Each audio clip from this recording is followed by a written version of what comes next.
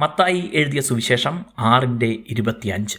അതുകൊണ്ട് ഞാൻ നിങ്ങളോട് പറയുന്നത്, എന്തു തിന്നും എന്തു കുടിക്കും എന്ന് നിങ്ങളുടെ ജീവനായി കൊണ്ടും എന്തു ഉടുക്കും എന്ന് ശരീരത്തിനായിക്കൊണ്ടും വിചാരപ്പെടരുത്. ആഹാരത്തേക്കാൾ ജീവനും ഉടുപ്പിനേക്കാൾ ശരീരവും വലുതല്ലയോ?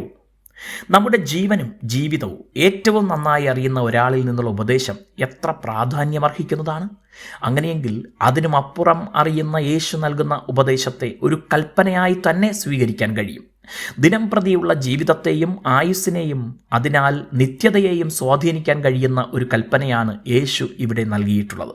മാത്രമല്ല, നമ്മേക്കാൾ അധികം നമ്മെ അറിയുന്ന ദൈവത്തിന് കൃത്യമായ കരുതലുള്ളതിനാൽ ആകുലപ്പെടരുത് എന്ന് അവിടുന്ന് പഠിപ്പിക്കുന്നു. മനുഷ്യർ ഭൂമിയിൽ ഏത് കാര്യം ചെയ്യുമ്പോഴും അതിൻ്റെയെല്ലാം സ്വാഭാവിക ലക്ഷ്യം തൻ്റെയും തൻ്റെ പ്രിയപ്പെട്ടവരുടെയും തൻ്റെ വംശത്തിൻ്റെയും നിലനിൽപ്പാകയാൽ അടിസ്ഥാനപരമായി അത് ജീവനെക്കുറിച്ചുള്ള ചിന്തയാണ്. വിചാരപ്പെടുക എന്നതിനർത്ഥം ചിന്തിക്കുക എന്നല്ല. എന്നാൽ വിചാരപ്പെടുന്നവർക്ക് ശരിയായി ചിന്തിക്കാൻ കഴിയുകയില്ല എന്നത് യാഥാർത്ഥ്യം.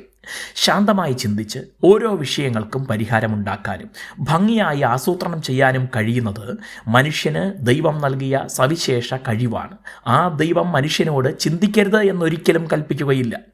ജീവൻ നിലനിൽക്കാൻ തിന്നുകയും കുടിക്കുകയും വേണമെന്നാണ് സ്വാഭാവിക അറിവ്. എന്നാൽ അത് ദൈവത്തിൻ്റെ കരുതലിലുള്ള കാര്യമാണ് എന്നതാണ് ആത്മീയ അറിവ്.